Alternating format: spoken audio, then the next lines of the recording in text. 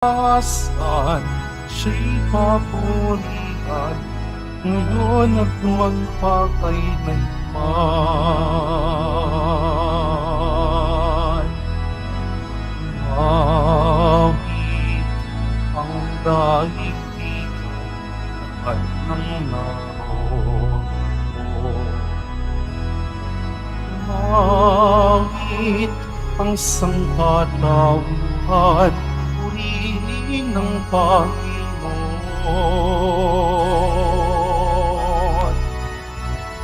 Papuri sa kaitaasan, siya'y papurihan, Diyos ng lahat.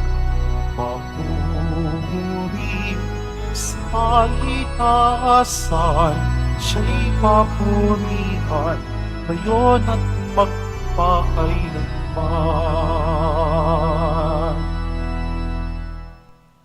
Sa ngalan ng Ama at ng Anak at ng Espiritu Santo, Amen. sumainyo ang Panginoon. At sumaiyo rin. Mga kapatid, aminin po muna natin pagsisihan ng ating mga kasalanan upang tayo po'y maging marapat gumanap sa banal na pagdiriwang. Inaamin ko Sa makapangyarihang Diyos at sa inyo mga kapatid, na lubha ako nagkasala sa isip, sa salita at sa gawa at sa aking pagkukulang. Kaya isinasamo ko sa mahal na Birheng Maria sa lahat ng mga anghel at mga banal at sa inyo mga kapatid na ako'y panalangin sa Panginoong ating Diyos. kaawaan tayo ng makapangyarihang Diyos, patawarin sa ating mga kasalanan at patnubayan sa buhay na walang hanggan. Amen. Panginoon, kaawaan mo kami. Panginoon, kaawaan mo kami.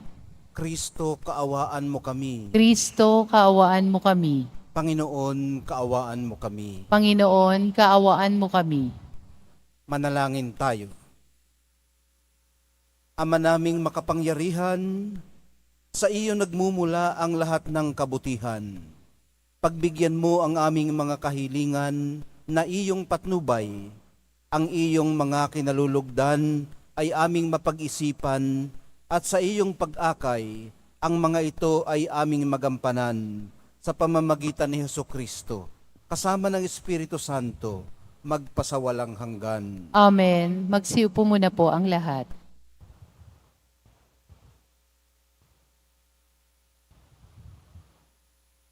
Pagbasa mula sa unang aklat ng mga hari.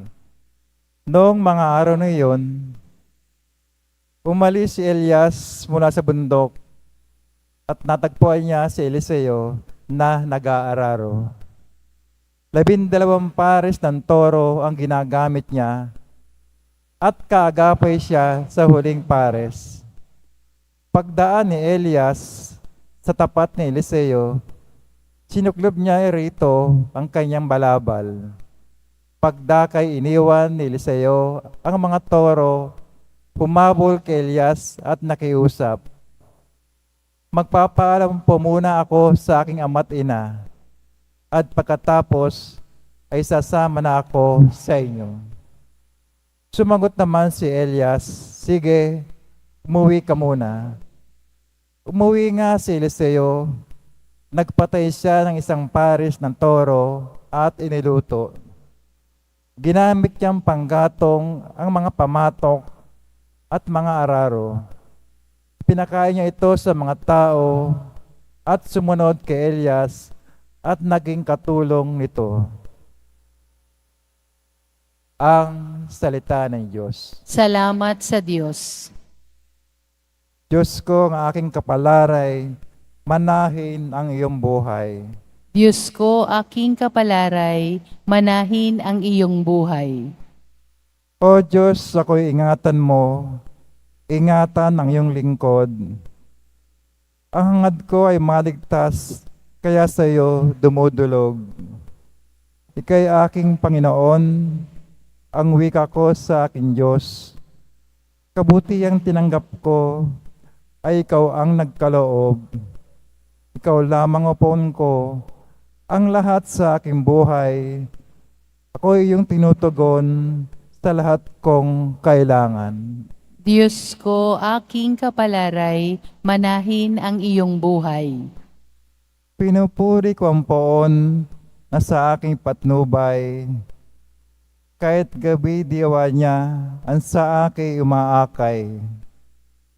Nababatid ko na siya'y kasama ko oras-oras. Sa piling niya kailanmay, hindi ako matitinag. Diyos ko, aking kapalaray, manahin ang iyong buhay. Kaya't ako'y nagdiriwang, ang diwa ko'y nagagalak. Ang lagi kong nadaramay, hindi ako matitinag. Pagkat di mo tutulutang ang mahal mo ay malagak sa balon ng mga patay upang doon ay maagnas. Diyos ko, aking kapalaray, manahin ang iyong buhay. Magsitayo po ang lahat.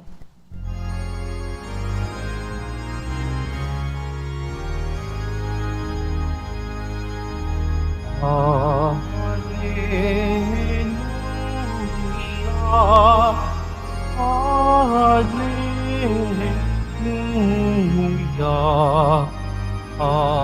Hallelujah. Hallelujah.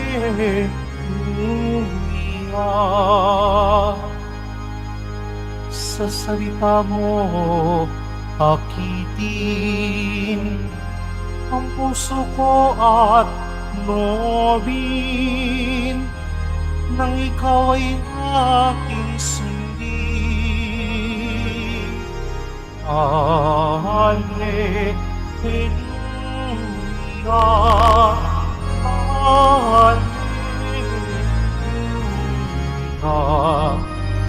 Hallelujah.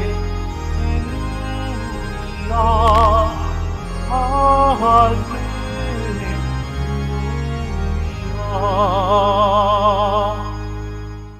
Sumainyo ang Panginoon. At sumaiyo rin. Ang mabuting balita ng Panginoon ayon kay San Mateo.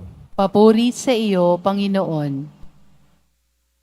Noong panahong yun, sinabi ni Jesus sa kanyang mga alagad, narinig pa ninyo na noong unay iniutos sa mga tao, huwag kang sisira sa iyong pinanumpaang pangako, bagkus ay tupdin mo ang iyong sinumpaan sa Panginoon.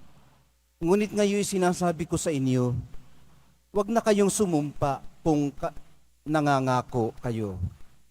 Huwag ninyong sabihing, saksi ko ang langit sapagkat ito'y trono ng Diyos. O kaya'y saksi ko ang lupa sapagkat ito'y tuntungan ng kanyang mga paa.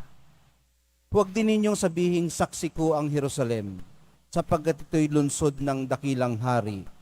Ni huwag mong sabihing mamatay man ako sapagkat ni isang buhok sa iyong ulo'y hindi mo mapapaputi o mapapaitim. Sabihin mo na lang na oo kung oo at hindi kung hindi. Sapagkat buhat na sa masama ang anumang sumpang idaragdag dito. Ang mabuting balita ng ating kaligtasan. Pinupuri ka namin, Panginoong Heso Kristo. Magsiupo muna po ang lahat. Good morning po sa inyong lahat. Nagpapahiwatig po ng pagbabago ang mga pagbasa natin ngayon. Kung nasusundan po ninyo, sinabihan si Elias kahapon ng Panginoon sa unang pagbasa na bumalik sa ilang patungong Damasco. At pagdating niya ay inanoint ang mga magiging hari, pati na ang kanyang magiging successor. Ito nga po ang ginawa niya sa pamamagitan ng pagsasaklob ng kanyang balabal kay Eliseyong hahalili sa kanya. Sa madaling sabi, sumunod po siya sa ipinag-utos sa kanya. Pagsunod bilang tugon ng puso at kalooban ang nagtuloy-tuloy na tema hanggang awit bago ang Ebanghelyo. At sa Ebanghelyo po mismo. Ang kinanta po kanina ng kantor natin na si Kevin Alleluia, alleluia. Sa salita mo, akitin ang puso ko at loobin nang ikaw ay aking sundin. Ang paanyaya naman ng mahal na pong Jesus Nazareno, huwag nang sumumpa kung tutupad sa utos. Umuo lang kung oo at humindi kung hindi. Ganun lang. Buhat na raw sa masama, anumang sumpang idaragdag dito. Gaya po ng nasabi natin noong May 24, Friday din. Ngayon naman ay extension ng Friday. Ano? Ibig sabihin, to say what we mean and to mean what we say. Ang mahirap kasi ay pag ang gusto pala sanang sabihin ay hindi, pero oo ng oo. Lalo na pag pleaser ka. Hindi ka makasagot ng hindi. Kasi nga, wala kang boundaries. Hindi malinaw sa iyo ang gusto at ayaw mo. At kahit ayaw mo, hindi mo masabing ayaw mo dahil sa takot na makasakit ng damdamin ng iba at ng sarili mo.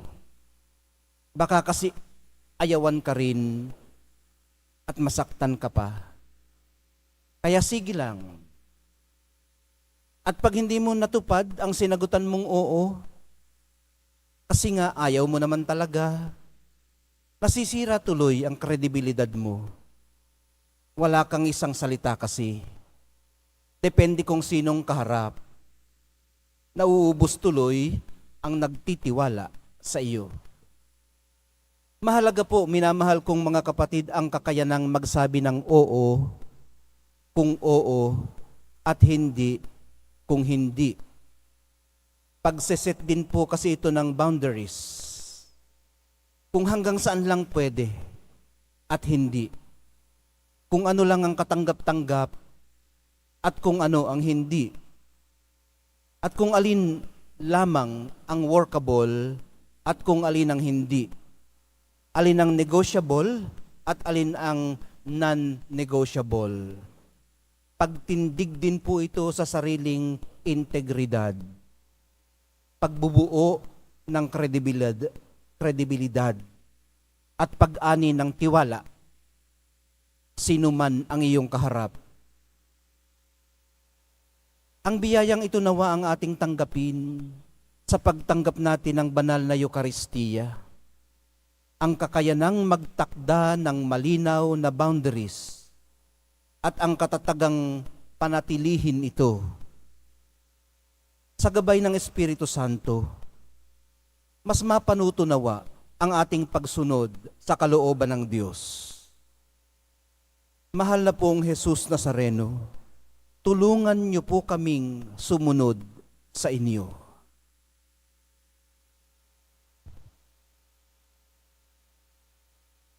Magsitayo po ang lahat.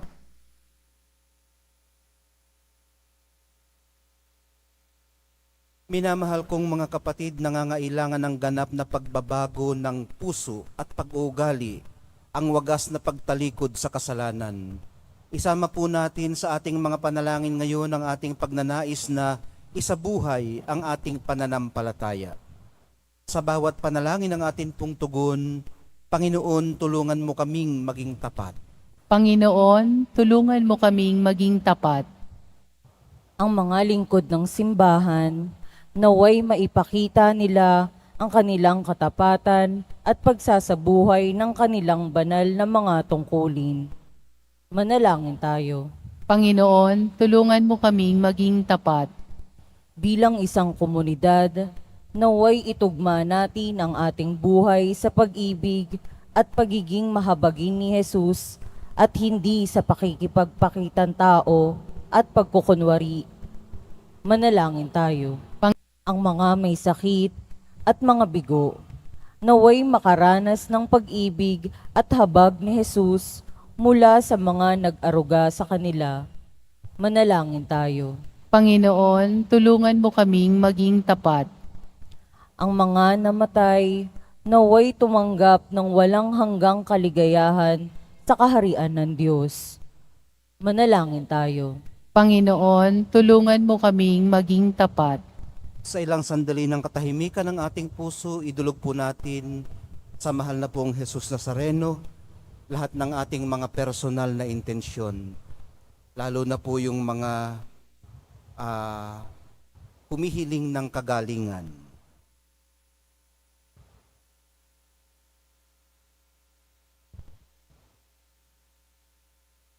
Manalangin tayo. Ama naming nasa langit, higit mong pagyamanin ang biyayang ipinagkakaloob mo sa amin. Tulungan mo kaming tuparin ang aming pangako ng buong puso.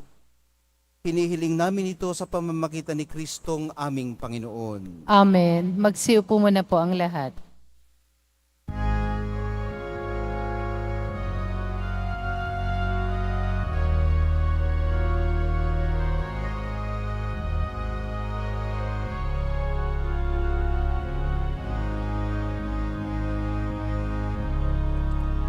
aming alay sa'yo, Panginoon. Ang tinapay at harap na iyong kaloob, ang ipay ang buhay na inihalay ng tayo'y magdiwang bilang sambayanan.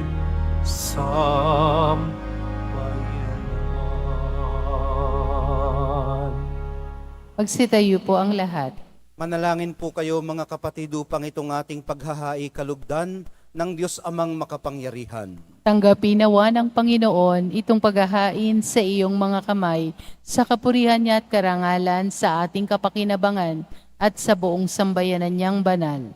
Ama naming lumikha, tunghayan mo't kalugdan ang paglilingkod na aming ginagampanan upang ang aming inihahain ay iyong marapatin at ang aming pag-ibig ay iyong pag-alabin sa pamamagitan ni Jesucristo kasama ng Espiritu Santo magpasawalang hanggan. Amen. Sumainyo ang Panginoon. At sumaiyo rin. Itaas sa Diyos ang inyong puso at diwa. Itinaas na namin sa Panginoon. Pasalamatan natin ang Panginoong ating Diyos. Marapat na siya ay pasalamatan.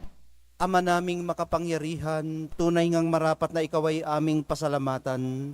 Pinagbibigyan mong ito'y aming maihayag, kahit na ito'y walang anumang maidaragdag sa kadakilaang sa iyo ay likas. Sa pagpupuri namin ang nakikinabang ay kami ring iyong pinakikiharapan sa pamamagitan ng iyong anak na minamahal. Kaya kaisa ng mga anghel na nagsisiawit ng papuri sa iyo, nang walang humpay sa kalangitan, kami nagbubunyi sa iyong kadakilaan. Santo, Santo, Santo, Panginoong Diyos ng mga hukbo, napupuno ang langit at lupa ng kadakilaan mo, o sana sa kaitaasan, pinagpala ang naparirito sa ngalan ng Panginoon, o sana sa kaitaasan. Magsiluhod po ang lahat. Ama naming banal, ikaw ang bukal ng lahat ng kabanalan, kaya't sa pamamagitan ng iyong Espiritu, gawin mong banal ang mga kaloob na ito, upang para sa amin maging katawan at dugo ng aming Panginoong Hesukristo. Bago niya pinagtiis ang kusang loob na maging handog, hinawakan niya ang tinapay, pinasalamatan kaniya, pinaghati-hati niya iyon, iniabot sa kanyang mga alagad at sinabi, tanggapin ninyong lahat ito at kanin, ito ang aking katawan, na ihahandog para sa inyo.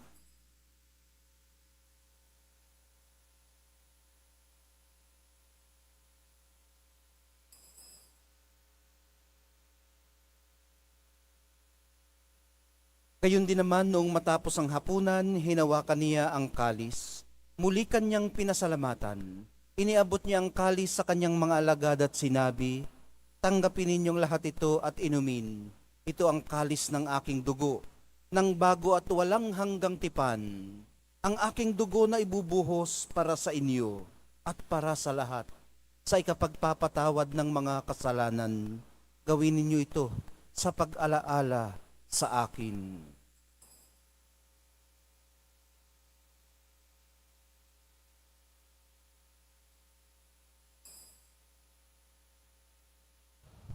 Magsitayo po ang lahat. Ipagbunyi natin ang misteryo ng pananampalataya. Si Kristo'y namatay, si Kristo'y nabuhay, si Kristo'y babalik sa wakas ng panahon. Ama, ginagawa namin ngayon ang pag-alala sa pagkamatay at muling pagkabuhay ng iyong anak. Kaya't iniaalay namin sa iyo ang tinapay na nagbibigay buhay at ang kalis na nagkakaloob ng kaligtasan. Kami nagpapasalamat dahil kami iyong minarapat na tumayo sa harap mo para maglingkod sa iyo. Isinasamo namin kaming magsasalo-salo sa katawan at dugo ni Kristo ay mabuklod sa pagkakaisa sa pamamagitan ng Espiritu Santo. Ama, lingapin mo ang iyong simbahang laganap sa buong daigdig. Puspusin mo kami sa pag-ibig.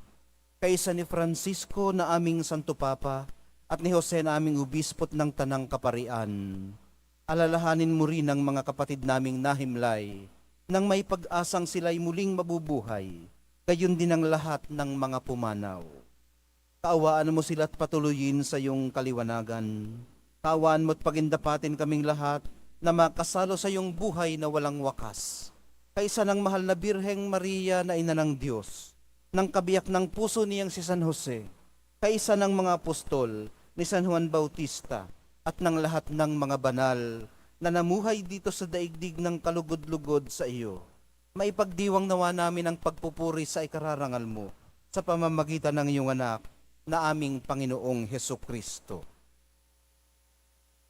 Sa pamamagitan ni Kristo kasama niya at sa Kanya, ang lahat ng parangal at papuri ay sa iyo, Diyos Amang makapangyarihan, kasama ng Espiritu Santo, magpasawalang hanggan. Amen.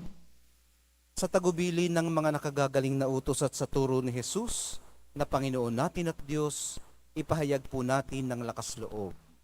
Ama namin, Sumasalangit ka, sambahin ang ngalan mo, mapasa amin ang kaharian mo, sundin ang loob mo dito sa lupa para ng sa langit. Bigyan mo kami ngayon ng aming kakanin sa araw-araw at patawarin mo kami sa aming mga sala para ng pagpapatawad namin sa nagkakasala sa amin. At huwag mo kaming ipahintulot sa tukso at iadya mo kami sa lahat ng masama. hinihiling po namin kami iadya sa lahat ng masama, pagkalooban ng kapayapaan araw-araw, iligtas sa kasalanan, at ilayo sa lahat ng kapahamakan. Samantalang aming pinananabikan ang dakilang araw ng pagpapahayag ng tagapagligtas naming si Hesukristo. Sapagkat iyo ang kaharian at ang kapangyarihan at ang kapurihan magpakailanman. Amen. Panginoong Hesukristo, sinabi mo sa iyong mga apostol, kapayapaan ang iniiwan ko sa inyo, ang aking kapayapaan ang ibinibigay ko sa inyo. Tunghayan mong aming pananampalataya at wag ang aming pagkakasala. Pagkalooban mo kami ng kapayapa at pagkakaisa ayon sa iyong kalooban, kasama ng Espiritu Santo, magpasawalang hanggan. Amen. Ang kapayapaan ng Panginoon ay laging sumainyo. At sumaiyo rin. Magbigayan po kayo ng kapayapaan sa isa't isa.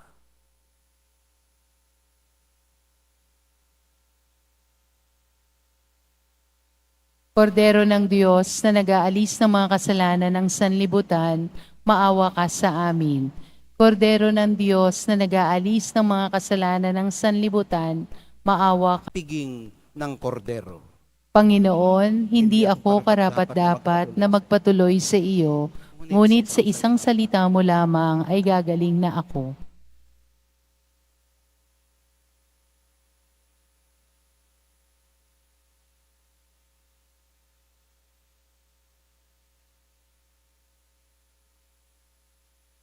Para sa lahat ng tatanggap ng banal na komunyon, sasagot po tayo ng amen pagkasabi ng pari o ng lay minister ng katawan ni Kristo at isubo agad sa bibig bago umalis sa harapan ng pari o lay minister. Sumunod po tayo.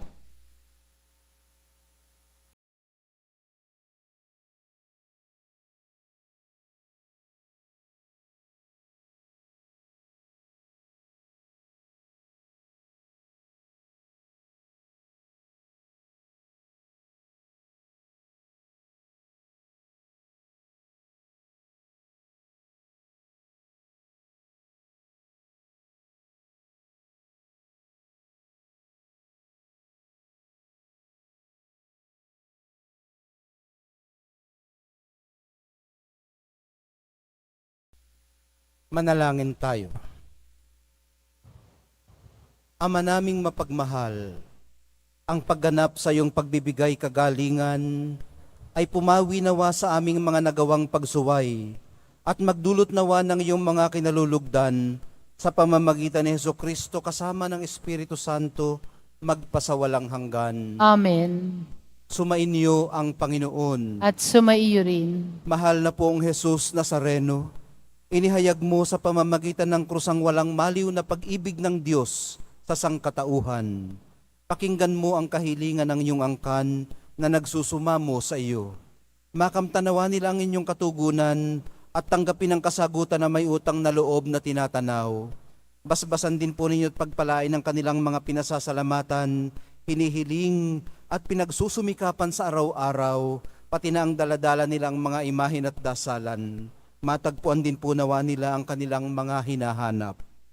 Sa pamamagitan ng bendisyon na ito, naway maalala nila ang mga pangako nila noon sa binyag, na ikaw ang kanilang iibig at paglilingkuran bilang Panginoon, magpasawalang hanggan. Amen. At pagpalain kayong lahat at ang inyong pamilya at mga komunidad ng makapangyarihan at mapagmahal na Diyos, Ama, Anak, at Espiritu Santo. Amen. Taglayin ninyo sa inyong pag-alis ang kapayapaan ng mahal na poong Jesus Nazareno. Salamat sa Diyos.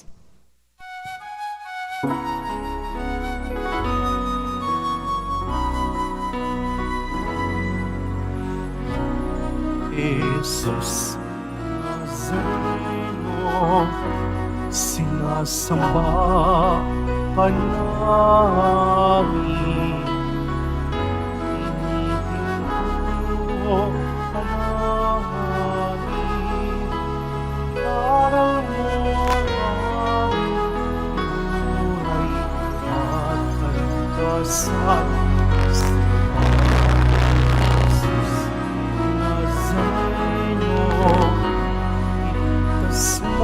Kami sa kasalanan, ang puso na matiyan ay sa isang naman kaligtasan. Kristo Jesus Nazareno,